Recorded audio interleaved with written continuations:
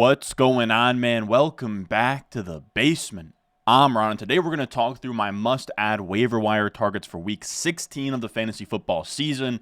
It is semifinals week. We are in the playoffs, and I usually give you guys 10 players, all under 50% owned on ESPN. Today we're doing 6. These end up being me just kind of repeating the same players. I think all 6 players we've talked about in the past before, so I don't want to just keep giving you guys stuff you've already heard. And then also information overload, right? Playoffs, let's just lock in on the players that matter, take out all the noise. There's not really going to be time and space for stashes at this point. So just, can these players contribute this week, give you something out there for fantasy football? So again, 6 players. As always, if you enjoy, make sure down below, subscribe, leave a like. Let's go. Like this froze, ice cold, ice around my body like I'm frozen. Now, first up, we're going to talk about Ty Chandler. We talked about him last week, I believe, and he's even more of an ad now. He's probably not available, but if he is, the entire clip has to be emptied. Everything that you have in your chamber, I don't care who your running backs are, Ty Chandler is the guy to own for this fantasy playoff run. Every single game matters. And Ty Chandler took over for Alexander Madison this week and gave you 23 carries, 132 yards, a touchdown with 3 catches for 25 yards. He played 81% of the snaps. Pure bell cow. Any game that Alexander Madison is not in, Ty Chandler is a top 15-ish type of play. Now, shout out to Edwin Porras. I believe that's at FB Injury Doc, but I don't want to get that wrong. But yeah, so Edwin Porras, he is a injury analyst at FB Injury Doc on Twitter. And he has a projected timetable for every single player that was like hurt or dealing with injury this week. And it's a really good thing to look at when it comes to just, I guess, fantasy football in general, waivers, start sits, all of that. You can see Tyreek Hill, Geno, pretty much everyone. Ty Chandler, you look down to Alexander Madison. He's not projected to return until week 17. So you get most likely at least one more week without Alexander Madison, maybe another one in week 17. We'll truly see, of Ty Chandler being the main guy. And that is absolutely massive. Like, Ty Chandler could be this year's, I'm trying to think of who it was last year, like Jerick McKinnon last year. Before that, Rashad Penny. One of these guys that comes out of nowhere during the fantasy playoffs at the running back position and just completely bails you out. Now, another one who definitely fits in this category, but it's a little bit tougher because Josh Jacobs, you can see on this list here, Josh Jacobs is projected to return week 16 or week 17. So it's pretty much like a coin flip of whether or not you can start Zamir White this week. But in terms of what we get from Zamir White when Josh Jacobs misses a game, this was in such a weird game script. We didn't talk about it in the top 10 lessons learned because it was a Thursday game, but it's like, what? It was like a 60-20 win or something crazy like that on Thursday night. Zamir White had 17 carries, 69 yards, and a touchdown. 4 targets, 3 catches, 16 yards. That was the crazy part. He ran more routes than Amir Abdullah. So he was like truly the bell cow without Josh Jacobs, which is huge. He had over 20 opportunities. So in any game that Josh Jacobs doesn't play, Zamir White is an RB2 at worst. Again, I don't know if he actually is more likely to be on waivers at this point. I think he's only owned like 10% of ESPN leagues. Zamir White, definitely got to pick up, especially because he was the Thursday game. Maybe some people were sleeping on the Zamir White pickup.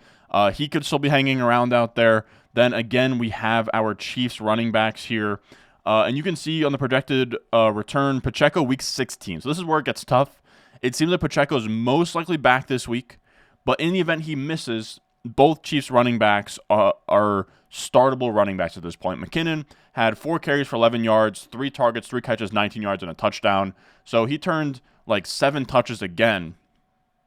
I think he's done this in back-to-back weeks. Yeah, back-to-back weeks, he has turned 7 touches into 12.7 PPR points and 16.2 PPR points. So that's fine. And then Clyde Edwards-Helaire, again, the clubhouse leader in touches, where he had 13 carries for 37 yards, 4 catches, 64 yards, and a touchdown. He had 20 PPR points. So both of these guys combined for 36. Again, any week where Pacheco doesn't play, both of these guys are startable. They're playing versus the Raiders, who I believe have been pretty favorable this year to running backs, allowing the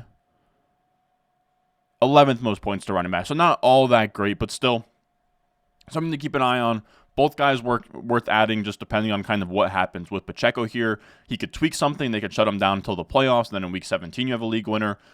I think if you can roster either of these guys on your bench, even if you don't have an immediate need at running back, I think that it is the play. Now, moving on to our wide receivers here. First up, we have Do I not have Noah Brown loaded up? I don't. I do not have Noah Brown loaded up. I should have it. Man, I did not take a picture of Noah Brown. I literally love Noah Brown. New Jersey representative. Guy grew up literally 20 minutes away from me. Fun fact, his hometown is actually the same hometown as Jesse James West, the fitness influencer. Both of those guys are like 20 minutes away from me in terms of where they grew up. Not that any of you guys care. I'm honestly just filling time so I can get this picture for you guys. But Noah Brown, he came out here and he put up 22 points on the week. Just an absolutely insane, if you were desperate enough to start Noah Brown this week and he came up big for you, you have to be feeling absolutely amazing about Noah Brown. But here he is. We did the picture. We did that all live. We're professionals here. But he put up 11 targets, 8 catches, 82 yards, and a touchdown. And I think the most impressive part is he did that with Case Keenum. Now, CJ Stroud should be back soon if we look at the injury timetable projected return. CJ Stroud, week 16/to be determined. So it's tough. With the concussion, we really don't know when he'll be back. Could be this week, could be next. The issue is that he does have the Cleveland Browns this week, which is a tough matchup here, where the Browns are allowing, I think that they're allowing the second least to wide receivers. So Noah Brown, not an awesome start this week, but then he does get the Titans in week 17, which could be a league-winning week there. Regardless, he has led the Texans in targets each of the last 2 weeks. He is essentially their wide receiver 1 until Nico Collins comes back. Is he on this list? Week 16, week 17. So both C.J. Stroud and Nico Collins are up in the air again. And Noah Brown this week is probably like a top 36 wide receiver with wide receiver 2 upside in weeks not against the Cleveland Browns. Now, our 5th player, that's a must-add in my eyes, is Curtis Samuel. Nothing really to do with injury. Curtis Samuel's just been solid this year. That's the kind of the funny part with Curtis Samuel is hasn't been anything too crazy, but when you just look at what he's done on the year, it's been solid. Over his last 3 games, he has 16.9 points per game, which would be fringe wide receiver 1 numbers in terms of points per game. He's been great. This past week, he had 9 targets, 5 catches, 41 yards, and 2 touchdowns. He has games where he'll get a touchdown or 2. He has games where sometimes he'll take a carry. He has games sometimes where he had one week 12 versus Dallas with 12 targets, 9 catches. He's this jack of all trades that kind of gets there in weird ways. So Curtis Samuel, someone that's just a nice flex play rest of season. And then our last player here that we're going to talk through is Josh Downs. Now, Josh Downs has cooled off, admittedly. If you look at Josh Downs' stats over the last couple of weeks here, or honestly the last 5 or so weeks, it hasn't been great. He started off super, super hot. Then since week 8, he has not been over 10 PPR points. After going over 10 PPR points in, from weeks 3 through 8, he had 10 or more PPR points in all but 1 game. And then since week 8, he hasn't hit 10 since. Now, we have a Michael Pittman injury. Michael Pittman has I believe that it's a concussion from the Kazee hit that was pretty nasty. Now, Michael Pittman, is he on this list? He is not. I wonder if that means, I don't see a world where Michael Pittman plays this week, but I could be completely talking out of my ass here. Regardless, we know that Michael Pittman is banged up. I'm looking on Twitter to see what they say. Just in terms of, I'd imagine that he's going to miss a game or 2, right? I think it's too early for anything to be super firm on how long he misses concussion. I guess it's just going to be concussion protocol, and he could definitely just beat the concussion protocol this week. We'll see. It was a pretty brutal concussion. I would call him about a coin flip to play this week. So with that being said, Josh Downs, I would like him a ton if Pittman was to miss. They throw the ball a ton. They pass the ball, or they run a lot of plays. They actually have, in terms of run-pass rate tendencies on the Colts, they're a run-heavy team, but because they run so many plays, they end up passing the ball regardless, moving the ball regardless. And if Pittman was gone, Pittman, a guy who is an absolute target hog.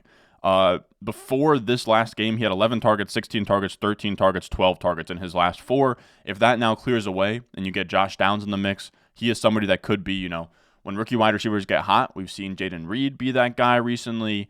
We've seen Rashee Rice be that guy recently, kind of the stories of the fantasy playoffs, Jackson Smith and the Jigba last night. This is the time of year, we talk about every single week on these waiver wire shows. You roster rookie wide receivers for what they do down the stretch. It is very nice to see a lot of these rookie wide receivers being league winners down the stretch.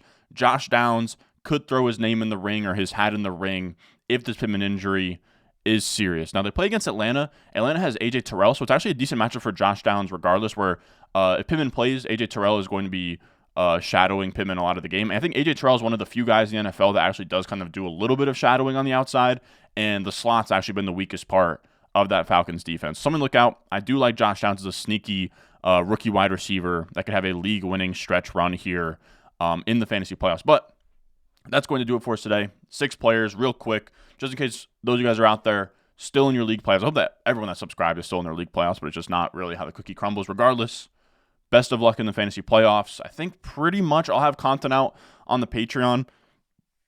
Maybe we'll do a stream before the weekend. I'll see, but it is tough. Holidays are coming up. Things are happening over by me. So this is the last time I talk to you guys until after Christmas. I hope you guys have a Merry Christmas, a Happy Hanukkah, Happy Holidays, all of that good stuff, all of the above.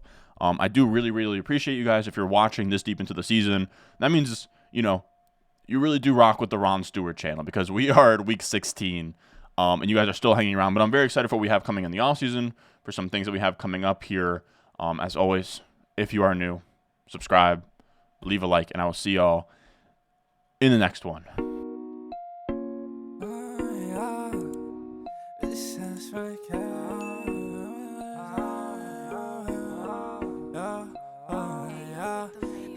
Stones, like this froze.